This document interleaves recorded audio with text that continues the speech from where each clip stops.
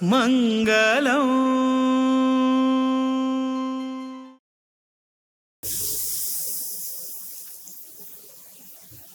ಮಂಗಲಂ ಭಗವಾನ್ ವಿಷ್ಣು ಮಂಗಲಂ ಮಧುಸೂದನಃ ಮಂಗಲಂ ದೇವಕೀ ಪುತ್ರಃ ಮಂಗಲಂ ಗರುಡಧ್ವಜಃ ಶ್ರೀರಾಮಂ ಹನುಮತ್ ಸೇವ್ಯಂ ಶ್ರೀಕೃಷ್ಣಂ ಭೀಮ ಸೇವಿತಂ ಶ್ರೀವ್ಯಾಸಂ ಶ್ರೀಮದಾನಂದ ತೀರ್ಥ ಸಂಸೇವಿತಂ ಭಜೆ ಬ್ರಹ್ಮಾಂತಾಃ ಗುರವಃ ಸಾಕ್ಷಾತ್ ಇಷ್ಟಂ ದೈವಂ ಶ್ರಿಯಃಪತಿಃ ಆಚಾರ್ಯಾಃ ಶ್ರೀಮದಾಚಾರ್ಯಾಃ ಸಂತು ಮೇ ಜನ್ಮ ಜನ್ಮ. ಶ್ರೀ ಗುರುಭ್ಯೋ ನಮಃ. ಹರಿ ಓಂ. ಇಂದು ಸಂಸ್ಥಾನ ಗೋಕರ್ಣ ಪರ್ತಗಾಳಿ ಜೀವೋತ್ತಮ ಮಠದಲ್ಲಿ ಒಂದು ಕಾರ್ಯಕ್ರಮ, ಸಾರ್ಧ ಪಂಚಶತಮಾನೋತ್ಸವ ಕಾರ್ಯಕ್ರಮ ಮುಗಿದಿದೆ. ಆದರೆ ಇಂದು ಶಿರೂರು ಮಠಾಧೀಶರು ಪರ್ತಗಾಳಿಗೆ ಬಂದಿರೋದರಿಂದ ಮತ್ತೊಂದು ಕಾರ್ಯಕ್ರಮಕ್ಕೆ ನಾಂದಿ ಆಗಿದೆ ಅಂತ ನಾವು ಭಾವಿಸುತ್ತೇವೆ.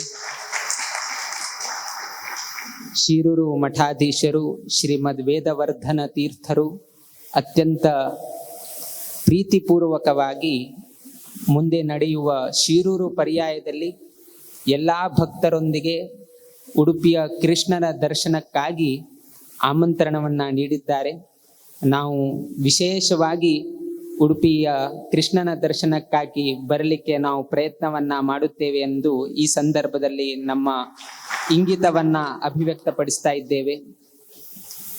ಈಗ ತಾನೇ ಗುರುಗಳು ಹೇಳಿರುವ ಹಾಗೆ ಉಭಯ ಗುರುಗಳ ಭೇಟಿಯು ಕೂಡ ಇದೇ ಪ್ರಪ್ರಥಮವಾಗಿ ನಡೀತಾ ಇದೆ.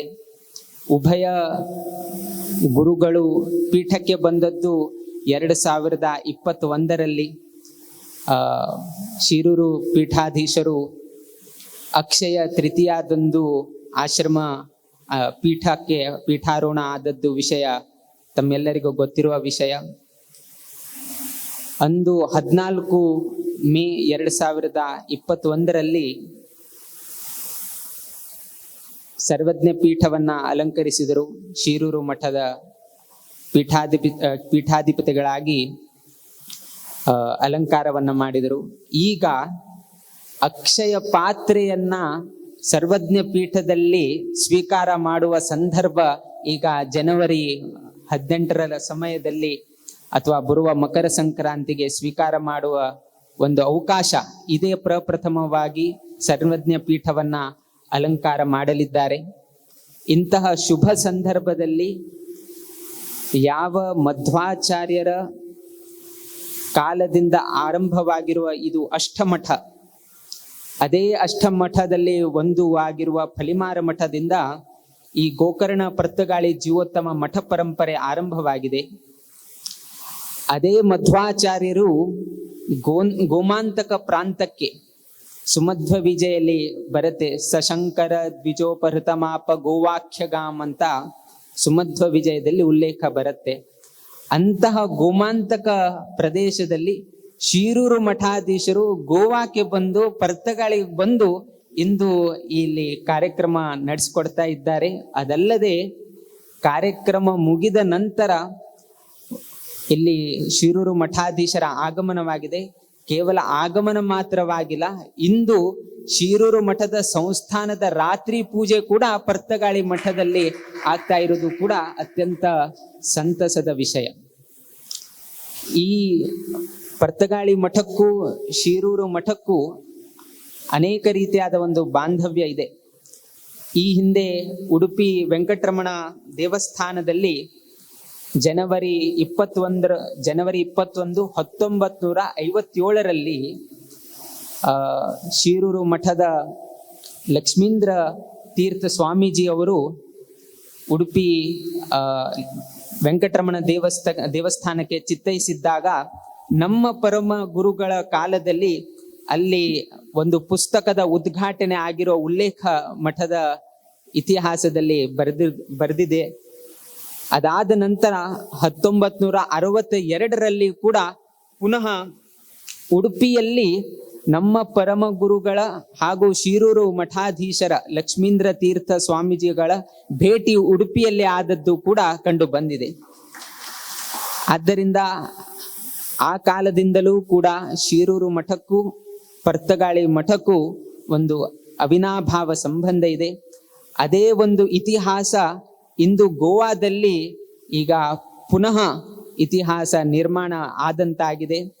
ಶಿರೂರು ಮಠಾಧೀಶರು ಪರ್ಯಾಯ ಪೂರ್ವಭಾವಿಯಾಗಿ ಅನೇಕ ಸ್ಥಳಗಳಲ್ಲಿ ಸಂಚಾರ ಮಾಡಿ ಬರುವ ಪರ್ಯಾಯಕ್ಕೆ ಎಲ್ಲರಿಗೂ ಕೂಡ ಪ್ರೀತಿಪೂರ್ವಕವಾದ ಆಮಂತ್ರಣವನ್ನ ನೀಡ್ತಾ ಬಂದಿದ್ದಾರೆ. ನಮಗೆ ತಿಳಿದಿರುವ ಹಾಗೆ ನಮ್ಮ ಶಿರಸಿಯಲ್ಲಿಯೂ ಕೂಡ ಗೋಪಾಲಕೃಷ್ಣ ದೇವಸ್ಥಾನಕ್ಕೆ ತಾವು ಭೇಟಿಯಾಗಿರುವ ವಿಷಯ ಕೂಡ ಗಮನದಲ್ಲಿದೆ. ಇಂದು ಗೋಮಾಂತಕದಲ್ಲಿ ಬಂದು ಮುಂದಿನ ಕಾರವಾರ ತನಕ ಪ್ರಯಾಣ ಮುಂದುವರಿಸಬೇಕಾಗಿದೆ. ಇಂದು ಸಂತೋಷದ ವಿಷಯ ಏನಂದ್ರೆ,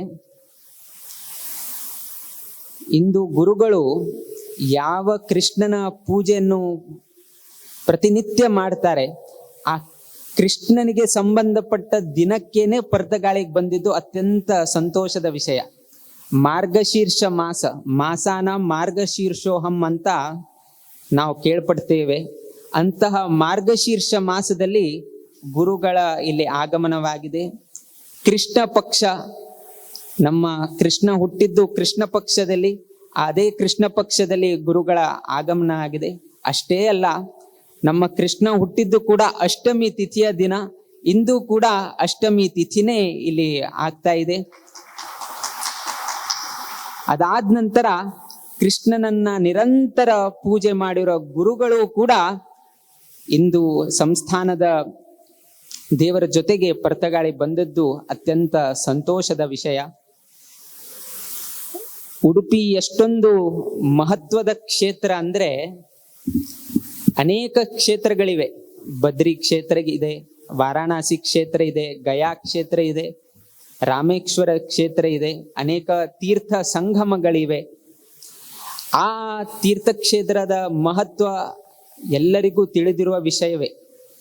ಆದರೆ ಉಡುಪಿಯ ಕ್ಷೇತ್ರದ ಬಗ್ಗೆ ವಿಶೇಷತೆ ಏನಿದೆ ಅಂದ್ರೆ, ಅಥವಾ ಅನೇಕ ದೇವಾಲಯಗಳಿವೆ. ಬದ್ರಿ ನಾರಾಯಣ ಇದೆ, ಬಿಂದು ಮಾಧವ ದೇವಸ್ಥಾನ ಇದೆ, ವಿಶ್ವೇಶ್ವರ ದೇವಸ್ಥಾನ ಇದೆ, ಈ ರೀತಿಯಾದ ಅನೇಕ ದೇವಸ್ಥಾನಗಳಿದೆ. ಆದರೆ ಕೃಷ್ಣನನ್ನ ಪ್ರತಿನಿತ್ಯ ಯತಿಗಳು ಪೂಜೆ ಮಾಡುವ ದೇವಸ್ಥಾನ ಯಾವುದಾದ್ರಿದ್ರೆ ಅದು ಉಡುಪಿಯ ಕೃಷ್ಣ ಮಂದಿರ ಮಾತ್ರ. ಉಳಿದ ದೇವಾಲಯಗಳಲ್ಲಿ ಅರ್ಚಕರನ್ನ ನಾವು ನೇಮಕ ಮಾಡಬೇಕು, ಅಥವಾ ಅರ್ಚಕರಿಂದ ಪೂಜೆಯನ್ನ ಮಾಡಬೇಕು, ಅಥವಾ ಆ ಸಮಯದಲ್ಲಿ ಗುರುಗಳ ಆಗಮನವಾದರೆ ಗುರುಗಳ ಉಪಸ್ಥಿತಿಯಲ್ಲಿ ಅಥವಾ ಗುರುಗಳ ಕರಕಮಲದಿಂದ ದೇವರಿಗೆ ಪೂಜೆನೋ ಅಭಿಷೇಕನೋ ಇತ್ಯಾದಿಗಳು ಆಗುವ ಸಂಭವ ಇದೆ. ಆದರೆ ಉಡುಪಿಯ ಶ್ರೀ ಕೃಷ್ಣ ಮಂದಿರದಲ್ಲಿ ಮಾತ್ರ ಪ್ರತಿನಿತ್ಯ ಮಧ್ವಾಚಾರ್ಯರಿಂದ ಬಂದ ಪರಂಪರೆಯ ಅಷ್ಟಮಠಗಳಿಂದ ಪ್ರತಿನಿತ್ಯ ಆ ಕೃಷ್ಣನ ಪೂಜೆ ಆಗ್ತಾ ಇದೆ. ಅದು ಕೇವಲ ಉಡುಪಿಯಲ್ಲಿ ಮಾತ್ರ ಆಗ್ತಾ ಇದೆ. ಆದ್ದರಿಂದ ಉಡುಪಿ ಆ ಯತಿಗಳು ಪೂಜೆ ಮಾಡುವ ಆ ಎಲ್ಲವೂ ಕೂಡ ಭಾಗ್ಯ ಅಥವಾ ಆ ಸಂಪೂರ್ಣ ಆ ಪೂಜೆ ಮಾಡುವ ಎಲ್ಲ ಫಲಗಳು ಎಲ್ಲ ಜನರಿಗೂ ಲಭಿಸ್ತಾ ಇದೆ. ಆದ್ದರಿಂದ ಉಡುಪಿ ಅಷ್ಟೊಂದು ಮಹತ್ವವನ್ನ ಆ ರೀತಿಯಾದ ಮಹತ್ವ ಉಡುಪಿ ಕ್ಷೇತ್ರಕ್ಕಿದೆ. ವಿಶೇಷವಾಗಿ ನಾವು ಸೌತ್ ಕೇಂದ್ರ ದಕ್ಷಿಣ ಪ್ರಾಂತದಲ್ಲಿ ಇದ್ದಾಗ ವಿಶೇಷವಾಗಿ ನಾವು ಉಡುಪಿ ಕಾರ್ಯಕ್ರಮಕ್ಕೆ ಶಿರೂರು ಪರ್ಯಾಯಕ್ಕೆ ನಾವು ಬರಲಿಕ್ಕೆ ನಾವು ಇಚ್ಛೆ ಪಡುತ್ತೇವೆ. ಅದಲ್ಲದೆ ಇಂದಿನ ದಿನ ಶ್ರೀಮದ್ ವೇದವರ್ಧನ ತೀರ್ಥರು ಅತ್ಯಂತ ಹೃತ್ಪೂರ್ವಕವಾಗಿ ಪರ್ತಗಾಳಿ ಮಠಕ್ಕೆ ಬಂದು ಇಲ್ಲಿಯ ಜನರಿಗೆ ಸಂತೋಷವನ್ನ ತಂದುಕೊಟ್ಟ ಬಗ್ಗೆ ನಾವು ಪುನಃ ಸಂತೋಷವನ್ನ ಅಭಿವ್ಯಕ್ತಪಡಿಸ್ತಾ ಇದ್ದೇವೆ. ಇಲ್ಲಿಯ ಅನೇಕ ಶಿರೂರು ಮಠಾಧೀಶರ ಶಿಷ್ಯವರ್ಗದವರು, ವೈದಿಕ ವೃಂದದವರು ಕೂಡ ಈ ಕಾರ್ಯಕ್ರಮದಲ್ಲಿ ಉಪಸ್ಥಿತರಿದ್ದಾರೆ. ಅವ್ರಿಗೂ ಕೂಡ ಭಗವಂತನ ಸಂಪೂರ್ಣ ಅನುಗ್ರಹವಿರಲಿ ಎಂದು ನಾವು ಅಸ್ಮತ್ ದೇವರಲ್ಲಿ ಪ್ರಾರ್ಥಿಸುತ್ತೇವೆ. ವಿಶೇಷವಾಗಿ ಗುರುಗಳು ಹೇಳಿರುವ ಹಾಗೆ ಕೃಷ್ಣನ ಬಗ್ಗೆ ಭಕ್ತಿ ಹೆಚ್ಚಾಗಿ ನಾವು ದೇವರಿಗೆ ಏನು ಕೊಡಬಹುದು ಅಂದ್ರೆ ಭಕ್ತಿಯನ್ನ ಕೊಡಬಹುದು. ಬೇರೆ ಯಾವುದನ್ನೂ ಕೂಡ ದೇವರಿಗೆ ನಾವು ಕೊಡ್ಲಿಕ್ಕೆ ನಮ್ಮಲ್ಲಿ ಆ ಯೋಗ್ಯತೆ ಇಲ್ಲ. ಬಹುಶಃ ಹೇಳಬಹುದು, ನಾವು ಇಷ್ಟೊಂದು ಹಾರನ್ನ ಅರ್ಪಿಸಬಹುದು, ಅಥವಾ ಹೂವನ್ನ ಅರ್ಪಿಸುತ್ತೇವೆ, ಅಥವಾ ಬಂಗಾರವನ್ನ ಅರ್ಪಿಸಬಹುದು, ಅಥವಾ ಫಲವನ್ನ ಅರ್ಪಿಸಬಹುದು, ಅಥವಾ ಏನು ಪತ್ರ ಪುಷ್ಪ ಏನಾದರೂ ಅರ್ಪಿಸಬಹುದು. ಆದರೆ ಅದು ನಾವು ಮಾಡಿರುವಂತ ವಸ್ತು ಅಲ್ಲ. ಅದು ಭಗವಂತನೇ ಸೃಷ್ಟಿ ಮಾಡಿರುವ ವಸ್ತುವನ್ನೇ ಯಾರಿಗೆ ಕೊಡ್ತಾ ಇದ್ದೇವೆ? ಪುನಃ ನಾವು ದೇವರಿಗೆ ಕೊಡ್ತಾ ಇದ್ದೇವೆ. ನಾವು ಸೃಷ್ಟಿ ಮಾಡಿರುವಂತಹ ವಸ್ತು ಈ ಜಗತ್ತಿನಲ್ಲಿ ಒಂದೂ ಇಲ್ಲ. ನಾವೇನಾದ್ರೆ ಹಣ್ಣನ್ನ ಕೃಷ್ಣನಿಗೆ ಸಮರ್ಪಣೆ ಮಾಡಿದೆ ಅಂತ ತಿಳ್ಕೊಳ್ಳೋಣ. ಆ ಹಣ್ಣು ಸೃಷ್ಟಿ ಮಾಡಿದ್ದೇ ಭಗವಂತನಿಂದ. ಭಗವಂತನೇ ಸೃಷ್ಟಿ ಮಾಡಿರುವ ವಸ್ತುವನ್ನ ಪುನಃ ಯಾರಿಗೆ ಕೊಡ್ತಾ ಇದ್ದೇವೆ? ದೇವರಿಗೇನೆ ಕೊಡ್ತಾ ಇದ್ದೇವೆ. ಆದ್ದರಿಂದ ನಾವು ಏನು ಕೊಡ್ತಾ ಇಲ್ಲ ದೇವರಿಗೆ, ದೇವರೇ ಸೃಷ್ಟಿ ಮಾಡಿರುವ ವಸ್ತುವನ್ನೇ ದೇವರಿಗೆ ಸಮರ್ಪಣೆ ಮಾಡ್ತಾ ಇದ್ದೇವೆ. ಹಾಗಾದ್ರೆ ಕೃಷ್ಣನಿಗೆ ನಾವು ಏನನ್ನ ಸಮರ್ಪಣೆ ಮಾಡಬಹುದು? ಮನುಷ್ಯನು ಏನಾದ್ರೆ ಸಮರ್ಪಣೆ ಮಾಡೋದಾದ್ರೆ ಒಂದೇ ಒಂದನ್ನ ಸಮರ್ಪಣೆ ಮಾಡಬಹುದು. ಅದು ಏನಂದ್ರೆ ಭಕ್ತಿ. ಅದು ಹೇಗೆ? ನಾವು ಭಗವದ್ಗೀತೆಯಲ್ಲಿ ಓದುವಾಗ ಬರುವ ಮಾತು, ಪತ್ರಂ ಪುಷ್ಪಂ ಫಲಂ ತೋಯಂ ಯೋಮೇ ಭಕ್ತ್ಯಾ ಪ್ರಯಚ್ಛತಿ ತದಹಂ ಉಪಹೃತಂ ಭಕ್ತ್ಯಾ ಅಶ್ನಾಮಿ ಪ್ರಯತಾತ್ಮನಃ ಅಂತ ಭಗವದ್ಗೀತೆಯಲ್ಲಿ ಬರುವ ಮಾತು. ಇದು ಪತ್ರ ಪುಷ್ಪ ಫಲ ನೀರು ಎಲ್ಲವೂ ಕೂಡ ನಾವು ಭಗವಂತನಿಗೆ ಅರ್ಪಣೆ ಮಾಡ್ತೇವೆ. ಆದ್ರೆ ಹೇಗೆ? ಯೋಮೇ ಭಕ್ತ್ಯಾ ಪ್ರಯಚ್ಛತಿ. ಭಗವಂತನೇ ಸೃಷ್ಟಿ ಮಾಡಿರುವಂತಹ ವಸ್ತುಗಳನ್ನ ಭಗವಂತನನ್ನೇ ಅರ್ಪಣೆ ಮಾಡೋಣ. ಆದ್ರೆ ಹೇಗೆ ಅರ್ಪಣೆ ಮಾಡೋಣ? ಭಕ್ತಿಯನ್ನ ಜೋಡಿಸಿ ಭಗವಂತನಿಗೆ ನಾವು ಅರ್ಪಣೆ ಮಾಡಿದರೆ ಭಗವಂತನು ಭಾವಗ್ರಾಹಿ ಜನಾರ್ದನ. ಆ ವಸ್ತುವನ್ನ ಸಮರ್ಪಣೆ ಮಾಡುವಾಗ ಆ ವ್ಯಕ್ತಿಯ ಭಾವನೆ ಹೇಗಿತ್ತು ಅನ್ನೋದನ್ನ ಅಷ್ಟೇ ಗ್ರಹಣ ಮಾಡಿ ನಮಗೆ ಮೋಕ್ಷವನ್ನ ಕೊಡುವ ಒಂದು ಸಾಮರ್ಥ್ಯ ಭಗವಂತನಲ್ಲಿದೆ.